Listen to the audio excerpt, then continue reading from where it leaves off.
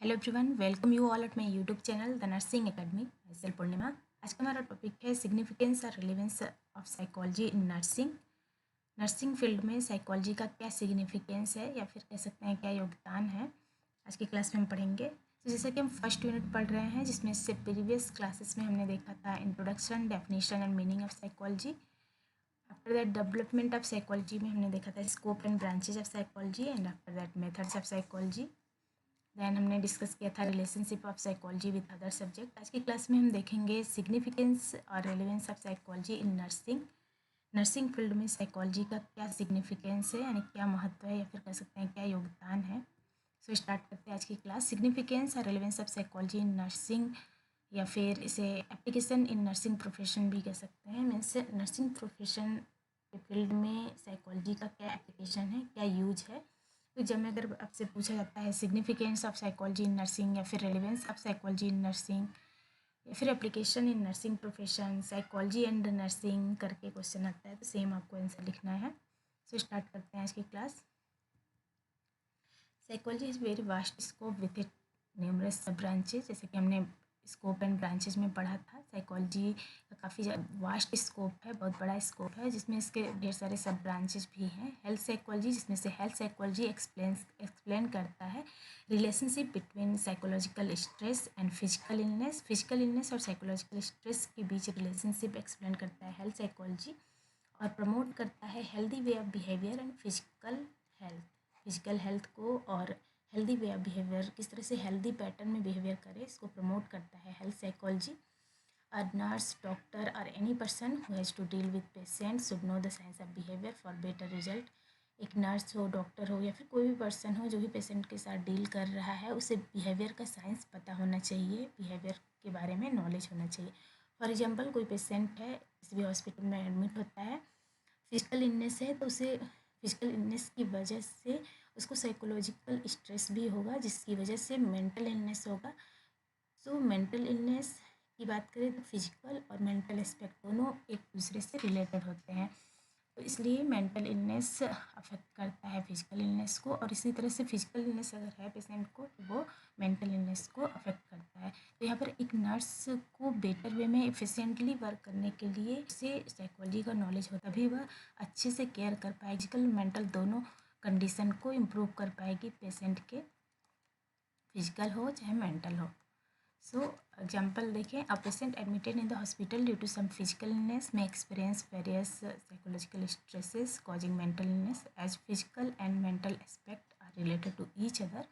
एक पेशेंट है, वो हॉस्पिटल में एडमिट होता है कुछ फिजिकल इलनेस की वजह से, तो उससे वेरियस मतलब अलग अलग तरह के साइकोलॉजिकल स्ट्रेस भी होते हैं, जिसकी वजह से मेंटल इलनेस हो सकता है। जैसा कि हमें पता है मेंटल और फिजिकल एस्पेक्ट एक दूसरे से रिलेटेड होते हैं। देयरफॉर मेंटल इलनेस में affect physical illness and vice versa. इसलिए मेंटल इलनेस जो होता है अफेक्ट करता है फिजिकल इलनेस को, और इसी तरह से फिजिकल इलनेस अगर है, मीन्स शारीरिक कोई बीमारी है, तो वो मेंटल इलनेस को अफेक्ट करती है, मीन्स मेंटल प्रोसेस को अफेक्ट करती है, और पेशेंट को मेंटल इलनेस होता है। A nurse will not be able to function efficiently if she does not have the knowledge of psychology. एक नर्स है, अगर उसे साइकोलॉजी का नॉलेज नहीं है, मीन्स बिहेवियर के बारे में किस तरह से स्टडी किया जाए, किस तरह से पता लगाया जाए, मेंटल एबिलिटी को किस तरह से समझा जाए पेशेंट के, तो वो अच्छी तरह से इफ़ेक्टिव वे में फंक्शन नहीं कर पाएगी पेशेंट को ठीक करने के लिए। साइकोलॉजी सभी प्रोफेशन के लिए काफ़ी ज़्यादा इम्पोर्टेंट हो गया है, इंक्लूडिंग नर्सिंग, जिसमें जो सभी इंडिविजुअल हैं उनके हेल्थ स्टेटस की बात करें तो जो बॉडी माइंड और स्पिरिट होता है वो एक दूसरे से रिलेटेड होते हैं, एक दूसरे से कनेक्टेड होते हैं, और इस पे ज़्यादा फोकस दिया जा रहा है। या फिर कह सकते हैं कि जो भी इंडिविजुअल होते हैं उनमें वो किस तरह से अपने आप से अंडरस्टैंड कर रहे हैं, और दूसरों को किस तरह से अंडरस्टैंड कर रहे हैं, या फिर उनका जो सक्सेस है वो किस तरह से दूसरों के साथ बिहेव कर रहे हैं, दूसरों से इंटरेक्ट कर रहे हैं, किस तरह से इन्फ्लुएंस कर रहे हैं, और किस तरह से किसी चीज़ों पे रिएक्ट कर रहे हैं, उनका सक्सेस जो है मेनली इसी पे डिपेंड करता है। तो ये सारी चीज़ें जो है वो साइकोलॉजी की स्टडी से ही पॉसिबल हो पाती हैं। एक स्टूडेंट नर्स के लिए साइकोलॉजी की स्टडी काफ़ी ज़्यादा इंपॉर्टेंट है। तो साइकोलॉजी की अगर वो स्टडी करती हैं तो वो किस तरह से हेल्प करता है, किस तरह से वैल्यू देता है, आगे हम पढ़ेंगे point by point. So learning of psychology helps a nurse in the following ways. So psychology helps a nurse to understand her own self, to understand patient and others, to recognize abnormal behavior, to provide quality care to patient, to understand the close relationship between body, mind and spirit, in giving social support to patient during hospitalization, help patient adjust to the situation, help the student nurse to appreciate the necessity for changing the environment or surrounding, help for effective studying, readjustment. So one by one हम देखते हैं. To understand her own self. सबसे पहले तो psychology की study अगर करती हैं स्टूडेंट नर्स तो वो उन्हें हेल्प करता है कि वो अपने खुद को अंडरस्टैंड कर पाए, खुद के बिहेवियर को समझ पाएँ, ताकि वो जब खुद के बिहेवियर को समझ पाएंगी तभी वो दूसरों के बिहेवियर को समझ पाएंगी और पेशेंट को समझ पाएंगी. The knowledge of psychology will help the nurse to get an insight into her own motives, desires, emotions, feeling, attitudes, personality characteristics and ambition. Psychology का नॉलेज नर्स को हेल्प करता है वो अपने आप को स्टडी कर पाए, इंसाइट जिससे अपने आप को पहचान पाए, अपने मोटिव्स को पहचान पाए, डिजायर्स को पहचान पाए, इमोशंस, फीलिंग, एटीट्यूड्स और पर्सनैलिटी कैरेक्टरिस्टिक्स और एम्बिशंस को अच्छे से जान पाएँ, समझ पाएँ. इसमें हेल्प करता है. She will realize how her personality is highly individualistic and complex, arrives at decision in her life and solve her own problems. Psychology help करता है कि किस तरह से वो उनका बिहेवियर जो है हाईली सेल्फ सेंटर्ड हो पाए, मीन्स एक तरह से कह सकते हैं सेल्फिश, अपने बारे में वो सोच पाएँ और अच्छे से अपने प्रॉब्लम्स को सॉल्व कर पाएँ और जो लाइफ के डिसीजंस हैं वो अच्छे से ले पाएँ. This knowledge also helps her to understand her strength and weakness. उनके स्ट्रेंथ और वीकनेस को अंडरस्टैंड कर पाने में हेल्प करता है. By knowing these aspects, she can not only try to overcome such weakness which affect her work, but also develop good personality characteristics, ability to carry on her responsibilities and perform her duties effectively and efficiently. अपने strength और weakness का पता कर पाएंगी अगर, तो वो strength और वीकनेस जो भी है उनको दूर करने के लिए वर्क करेंगी, उन्हें इम्प्रूव करने की कोशिश करेंगी, अपने पर्सनैलिटी कैरेक्टरिस्टिक्स को डेवलप करेंगी, अच्छा पर्सनैलिटी कैरेक्टरिस्टिक्स बनाएंगी और जो भी रिस्पॉन्सिबिलिटीज़ है उनको अच्छे से फुलफ़िल करने में एबल होंगी और अपने ड्यूटीज़ को अच्छे से परफॉर्म कर पाएंगी, अच्छे से इफ़िशिएंटली और इफ़ेक्टिव वे में वर्क कर पाएंगी. अगर उन्हें अपने स्ट्रेंथ और वीकनेस का पता है तो this will let her direct her own life more productively and relate more easily with others, enabling her to control situation and attain self discipline. इस तरह से इफ़ेक्टिव और एफिशिएंटली मैनर में काम करेंगी तो ये उनकी लाइफ को मोर प्रोडक्टिव बनाएगा और वो ईजिली अच्छे से रिलेट कर पाएंगी अदर्स से, अपने लाइफ को अदर से रिलेट कर पाएंगी, अपने बिहेवियर को अदर से रिलेट कर पाएंगी और जो भी सिचुएशन होगा उन्हें कंट्रोल कर पाएंगी और सेल्फ डिसिप्लिन को अटेंड कर पाएंगी.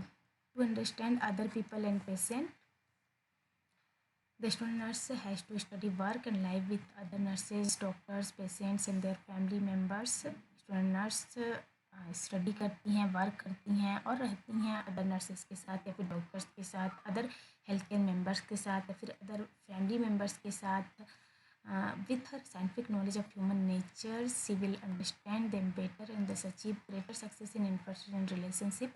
अगर साइंटिफिक स्टडी है उन्हें ह्यूमन नेचर का तो वो अच्छे से अंडरस्टैंड कर पाएंगी सभी के बिहेवियर को और इंटरपर्सनल रिलेशनशिप उनके साथ अच्छे से मेंटेन कर पाएंगी. She will learn why other differ from her likes and dislikes and their interest and ability. और उन्हें पता चल पाएगा कि जो भी पर्सन हैं, जो भी इंडिविजुअल होते हैं, उनके लाइक्स और डिसलाइक्स अलग होते हैं, इंटरेस्ट और एबिलिटीज़ अलग होते हैं और जो भी रिएक्शन होते हैं उनके किसी भी चीज़ को लेके, किसी भी काम के लिए, वो सभी के अलग अलग होते हैं और किस तरह से वो डिफ्रेंशिएट कर पाएंगी बिहेवियर को, लाइक उनके कस्टम्स को समझ पाएंगी, अलग अलग इंडिविजुअल के customs, beliefs, cultural patterns group के सभी अलग अलग होते हैं, तो ये चीज़ उनको पता हो पाएगी. She can understand the motives, attitude, perception and personality characteristics of patient in a better way. और अच्छे से समझ पाएंगी पेशेंट के मोटिव्स को, उनके एटीट्यूड को, किसी चीज़ के लिए परसेप्शन को, उनके देखने के नज़रिए को और पर्सनैलिटी कैरेक्टरिस्टिक्स को अच्छे से समझ पाएंगी. This will help the patient to attain quick relief and cure which is basic motto of a nurse. जो बेसिक मोटो है नर्स का उसे वो अटेंड कर पाएंगी, यानी कि पेशेंट को आज आसानी से जल्दी रिलीफ दे पाएंगी, उन्हें ऐसा अच्छे से क्योर कर पाएंगी, जो कि बेसिक मोटो होता है नर्स का, उनका मेन एम जो होता है नर्स का. Next, to provide quality care to patient. Patient को क्वालिटी केयर प्रोवाइड करना.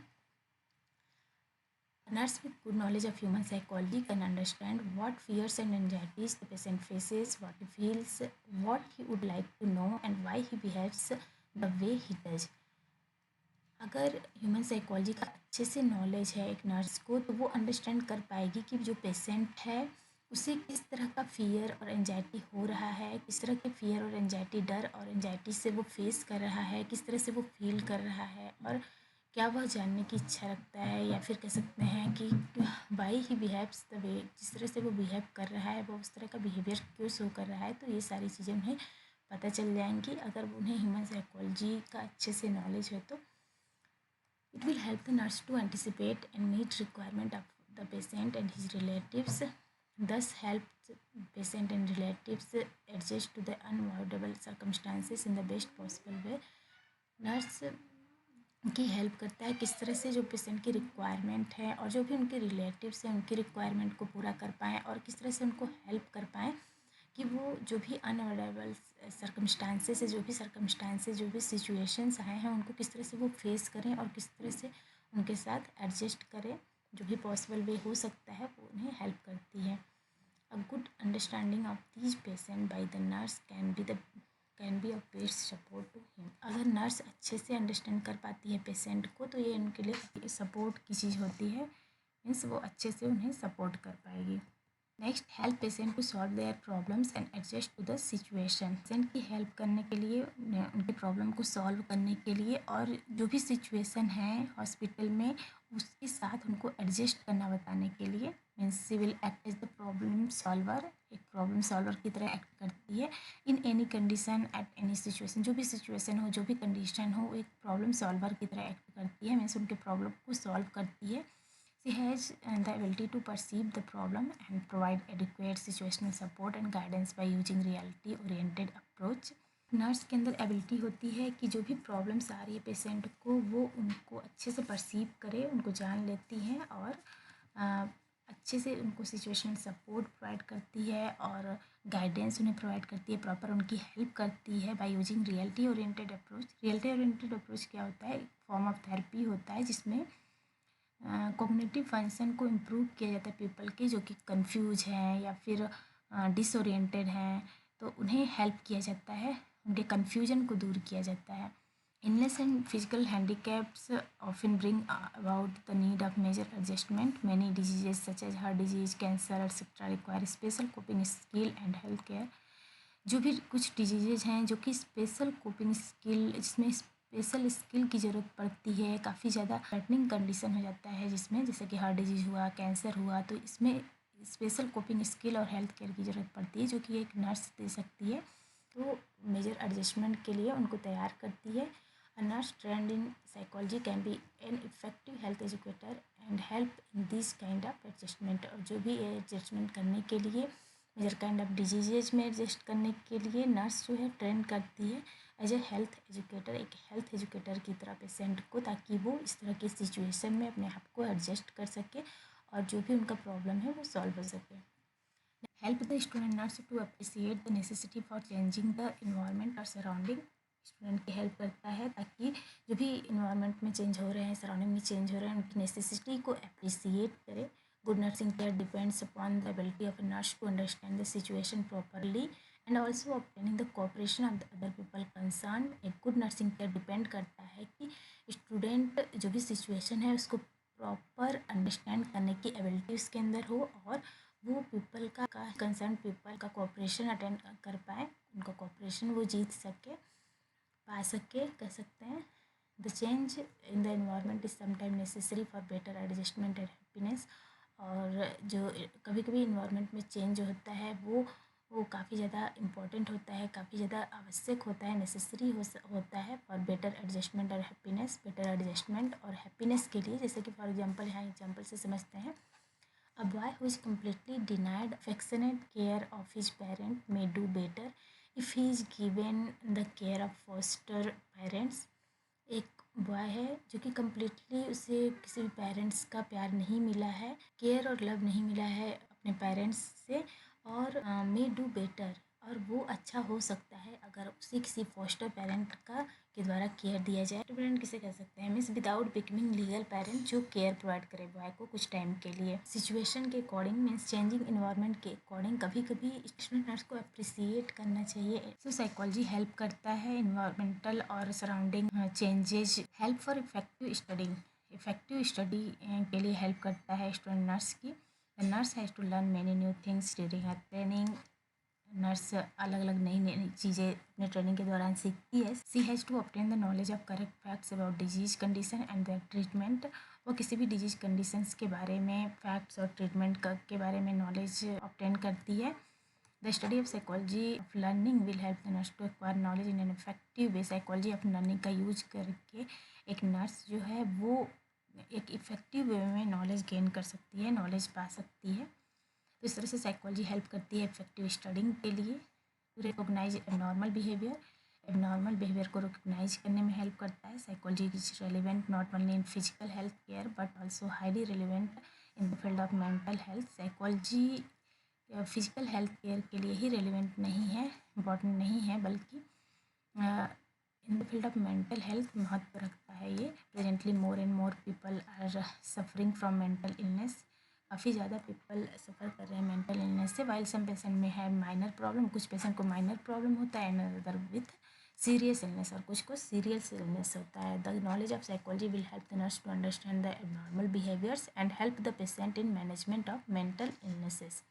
नॉलेज ऑफ साइकोलॉजी एक नर्स को अंडरस्टैंड कराता है एबनॉर्मल बिहेवियर से, और किस तरह से वो मेंटल इलनेस को मैनेज कर पाए, इसमें हेल्प करता है।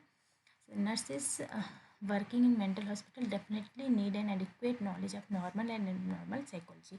सो एक नर्स को जो भी मेंटल हॉस्पिटल में काम कर रही है उसे नॉर्मल एबनॉर्मल दोनों बिहेवियर के बारे में पता होना चाहिए, क्योंकि नॉर्मल बिहेवियर और एबनॉर्मल बिहेवियर के बारे में हमें पता होगा तभी हम दोनों को डिफ्रेंशिएट कर पाएंगे।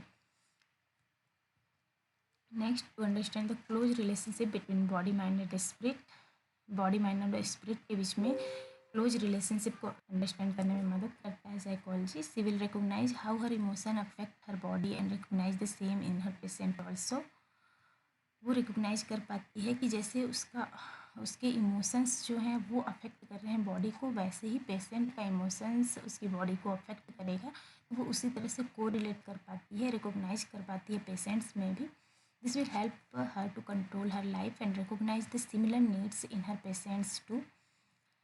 यह हेल्प करता है कि कैसे वह अपने लाइफ को कंट्रोल कर सके, और इसी तरह से सेम वह पेशेंट के ऊपर भी अप्लाई कर सकती है, पेशेंट के नीड्स को रिकॉग्नाइज कर सकती है पेशेंट में भी। Next, in giving social support to patients during hospitalisation के दौरान पेशेंट को सोशल सपोर्ट देने में हेल्प करती है। Hospitalisation is often consider to a negative experience. एक नेगेटिव एक्सपीरियंस की तरह हॉस्पिटलाइजेशन को लिया जाता है। Some people associate hospital with fearful things such as pain and death, और कुछ पीपल से एसोसिएट करते हैं हॉस्पिटल को मीन्स फियरफुल थिंग्स से, डरावनी चीज़ों से, लाइक पेन, दर्द, या फिर कह सकते हैं डेथ से। तो ये एक नेगेटिव एक्सपीरियंस की तरह देखा जाता है। Nurse with psychological background can help a patient to overcome this difficulties. अगर साइकोलॉजी का नॉलेज है नर्स को तो वो एक पेशेंट को इन डिफ़िकल्टीज़ से बाहर आने में हेल्प करती है और उसे प्रॉपर सोशल सपोर्ट करती है, प्रॉपर कम्युनिकेशन उसके साथ मेंटेन करती है, क्योंकि ज़्यादा से ज़्यादा टाइम जो होते हैं एक नर्स ही पेशेंट के साथ स्पेंड करती है, मीन्स उन्हें केयर प्रोवाइड करती है। तो यह एक मीडिएटिंग फैक्टर की तरह काम करती है। The nurse is a mediating factor and more communicative to patient than the doctor, और मोर कम्युनिकेटिव होती है पेशेंट के साथ in compare to doctor. Next, readjustment. Every profession and career requires readjustment. Readjustment का मतलब कि हर जगह पर एडजस्ट करना, फिर से एडजस्ट करना। तो इसमें साइकोलॉजी हेल्प करता है कि एवरी प्रोफेशन हो या फिर कैरियर हो, उसमें रीएडजस्टमेंट की रिक्वायरमेंट होती है, रीएडजस्टमेंट की ज़रूरत होती है।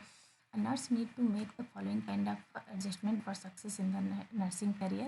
एक नर्स है, नर्सिंग करियर में सक्सेस के लिए उन्हें कुछ इस तरह के टाइप के रीएडजस्टमेंट या फिर एडजस्टमेंट की ज़रूरत पड़ती है, जिसमें overcoming homesickness and self reliance is needed if she has to live smoothly in a hostel और a hospital.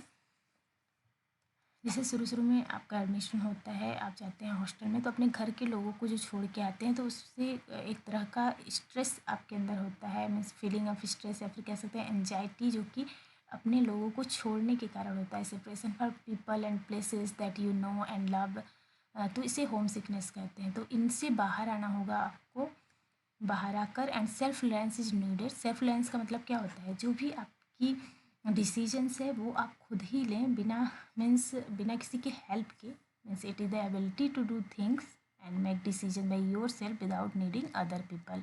So self reliance की ज़रूरत पड़ती है, ताकि आप हॉस्पिटल में काम कर रहे हैं तो हॉस्पिटल में अच्छे से काम कर पाएँ, स्मूथली वे में, या फिर हॉस्टल में रह पाएँ अच्छे से। Adjusting to sick persons who may cry और be desperate or even ventilate their anger by making the nurse a target of their abuses or curses।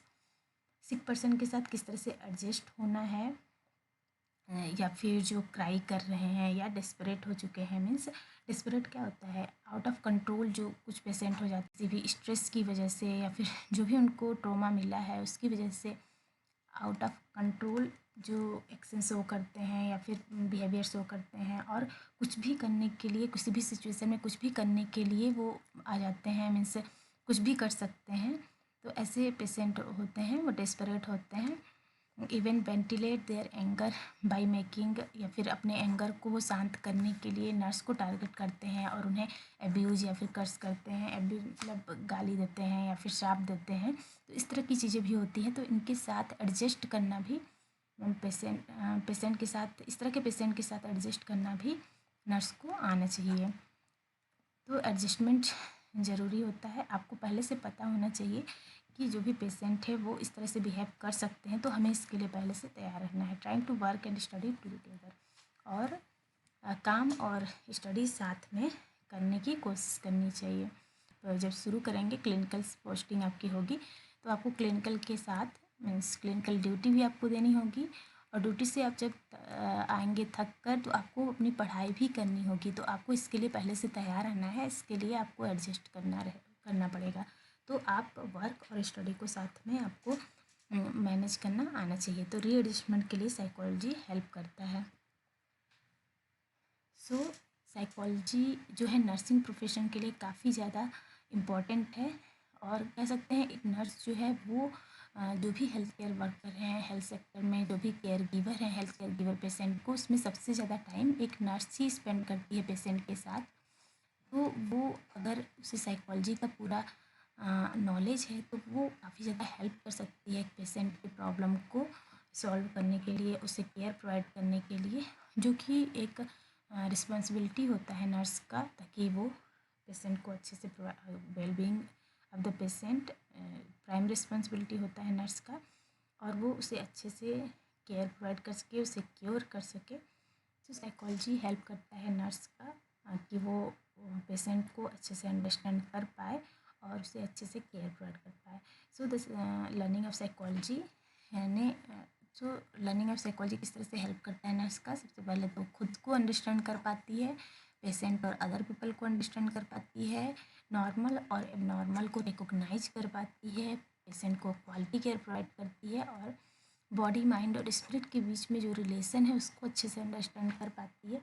और हॉस्पिटलाइजेशन के दौरान जो भी सोशल सपोर्ट है पेशेंट को जो भी चाहिए वो उसे प्रोवाइड करती है। किस तरह से सिचुएशन के साथ एडजस्ट करना है वो पेशेंट को बताती है, और अप्रिसिएट करती है एनवायरनमेंट चेंज को, सराउंडिंग के चेंज को, इफ़ेक्टिव वे में स्टडी करती है और कर पाती है। रीएडजस्टमेंट में हेल्प करता है psychology. So these are all about importance of psychology in nursing, means significance और relevance of psychology in nursing.